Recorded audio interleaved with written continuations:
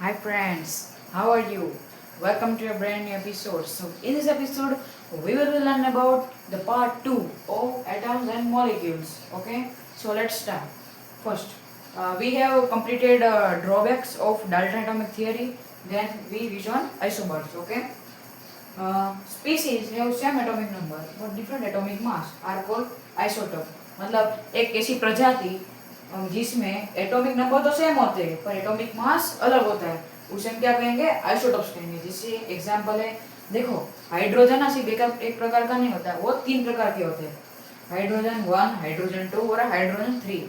इसे हम कहेंगे प्रोटियम, इसे हम कहेंगे ड्यूट्रम और इसे हम कहेंगे ट्रिटियम। ओके, और दूसरा भी एग्जांपल है कार्बन 6, कार्बन 12 है, कार्बन 14। ओके, देखो दोनों के एटॉमिक नंबर सेम है और एटॉमिक मास अलग अलग है। Okay, they have same chemical property but different physical property. मतलब कि इन लोगों की जो केमिकल प्रॉपर्टी होती है, जैसे कि वो एग्जैक्ट सेम ही काम करते हैं पर उनकी फिजिकल प्रॉपर्टी अलग होती है, जैसे कि कार्बन 12, कार्बन 14। ओके, इसमें थोड़ा डिफरेंस आता है। सो let's move on isobars. Then we reach on isobars. Species having same mass but different atomic number are called isobar. मतलब कि ऐसे स्पीसीज जिसमें एटॉमिक मास तो सेम होता है, okay, but atomic number different होता है। ओके, देखो आइसोबार्स और जो इसके पहले जो आइसोटोप्स था वो दोनों एकदम अपोजिट है। मतलब कि उसमें एटॉमिक नंबर सेम थे और एटॉमिक मास डिफरेंट था। इसमें एटॉमिक मास सेम है बट एटॉमिक नंबर डिफरेंट होता है। Okay, let's see an example, argon and calcium. देखो आर्गन 18 नंबर पे आता है और कैल्शियम 20 नंबर पे आता है और दोनों के मास 40-40 है। दूसरा एग्जांपल है कार्बन एंड नाइट्रोजन। ओके, देखो कार्बन 6 नंबर पे आता है इसलिए उसका मास 14 है। ओके, और इसके हमने देखा था कार्बन 12 और कार्बन 14 दो होते हैं। ओके, और नाइट्रोजन 7 नंबर पे आता है तो उसका मास भी 14 ही है। मतलब ये दोनों देखो सेम हुए और ये अलग है, डिफरेंट हुआ। Okay, so let's move on.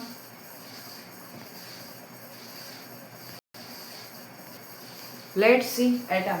What is the atom? This is the base of this chapter. Okay, so let's see.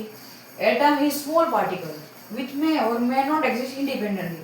मतलब एटम जो है बहुत स्मॉल पार्टिकल्स है जो इंडिपेंडेंटली एग्जिस्ट नहीं कर सकते या फिर कर सकते हैं। देखो मे और मे नॉट लिखा इसलिए। It can not see with naked eye, मतलब हम उसे आँख से नहीं देख सकते, उसे इमेजिन भी नहीं कर सकते, वो इतने छोटे होते हैं। Size of atom measured in nanometer, मतलब एटम की साइज किसमें मेजर होती है? नैनोमीटर में होती है या फिर एंगस्ट्रॉम। ओके, जिसे हम कहेंगे a degree. So 1 nanometre is equal to how much metre? So 1 nanometre is equal to 10 raise to -9 metre and 1 angstrom is equals to 10 raise to -10 metre. Okay, so let's move on. Let's see some symbols of Dalton and Berzelius. Okay, ये सारे symbol Dalton ने किए थे और ये सारे symbols Berzelius ने किए थे। देखो कार्बन मतलब ये डार्क, देन ऑक्सीजन का सिंबल गोल है, पता है। देन फास्फोरस का सिंबल मर्सिडीज जैसा है, कॉपर में बीच में से डिनोट करने का है, आयरन में बीच में आई आएगा, हाइड्रोजन में बीच में एक डॉट आएगा और बर्जीलियस में डी बीच में आएगा। ओके, ये सारे डाल्टन ने बनाए थे पर ये सिंबल्स इतने यूज नहीं होते थे, इसको याद रखना बहुत मुश्किल हो जाता है क्योंकि इतने नहीं 118 एलिमेंट्स है इसलिए। तो बर्जीलियस ने क्या किया, उनके शॉर्ट फॉर्म लिख दिए। ओके, और उसमें से डिराइव किए थे, ऐसे नहीं लिख दिए थे जैसे कि कार्बन का सी है, ऑक्सीजन का ओ है, फॉस्फोरस का देखो के है। के कहाँ से आया? तो उस जब फॉस्फोरस का कुछ नाम था ना, दूसरा नाम, उसमें से के फर्स्ट लेटर लिया गया है। कॉपर में से सी यू लिया गया है, क्यों? को मतलब कुप्रम। ओके, हाइड्रोजन का एच हुआ है, बर्जीलियम का बी लिखा है और सोडियम का एन है क्योंकि सोडियम का लिए गया है नेट्रियम से। नेट्रियम को कोई भी फर्स्ट लेटर हम लिख सकते हैं जिसमें फर्स्ट लेटर कैपिटल हमेशा होना चाहिए और दूसरा वाला होता है वो स्मॉल हमेशा होना चाहिए। Okay, so let's move on. Let's see atomic mass. The mass of an atom is called atomic mass, मतलब एटम का भी कुछ मास होता है। ओके, तो एटम का मास को हम क्या कहेंगे? एटॉमिक मास कहेंगे। मास of an atom is measured in, मतलब एटम का जो मास है वो किसमें मेजर होता है? तो एम यू एंड यू। पहले एम यू था, अब यू आ गया है तो शॉर्ट फॉर्म के लिए। एम यू का फुल फॉर्म क्या होता है? एटॉमिक मास यूनिट, और यू की जगह यू का फुल फॉर्म क्या होता है? यूनिफाइड मास। अब देखो 1 UM 1 AMU is equal to how much? So 1 AMU is defined as the 1/12 part of carbon 12. मतलब एक AMU कार्बन 12 में कार्बन 12 का 12th पार्ट है. ओके, जैसे कि carbon 12 multiply 1 upon carbon 12. Okay, तो ये कट डाउन हो गया तो कितना हो गया? 1 AMU हो गया. तो अब 1 AMU is equal to how much gram? So 1 AMU is equal to 1.67 multiply 10 raised to -4 gram. Okay, देखो ग्राम में इतना माइनस में जा रहा है तो किलोग्राम में कितना माइनस में जाएगा. सो let's move in the chapter. इसके पहले हमने देखा था कि बर्जीलियस ने नए सिंबल दिए थे, क्योंकि जो डायग्रामल सिंबल्स है उसे हमें याद रखना थोड़ा मुश्किल होता था. इसलिए बर्जीलियस ने नए एलिमेंट्स के जो सिंबल है वो बताए. पर वो कहाँ से बताए? तो ये लैटिन नेम से. ओके, ये सारे हमारे नेम है एलिमेंट्स के और ये उसके लैटिन नेम है.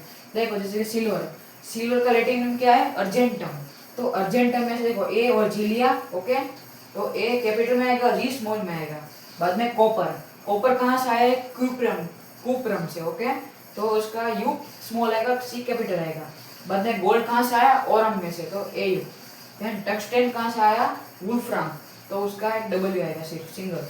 देन सोडियम, सोडियम कहाँ से आया? नेट्रियम से, तो उसका आएगा Na. देन लीड, लीड कहाँ से आया? प्लम्बम से आया, इसलिए उसका क्या होगा? पी हो जाएगा. मर्क्यूरी कहाँ से आया? हाइड्रोजीरम, तो हाइड्रोजीरम का क्या हो जाएगा? Hg. देन पोटेशियम कहाँ से आया है? कार्बन से, तो उसका क्या होगा? K होगा. आयरन कहाँ से आया है? फेरम से, तो उसके फर्स्ट Fe.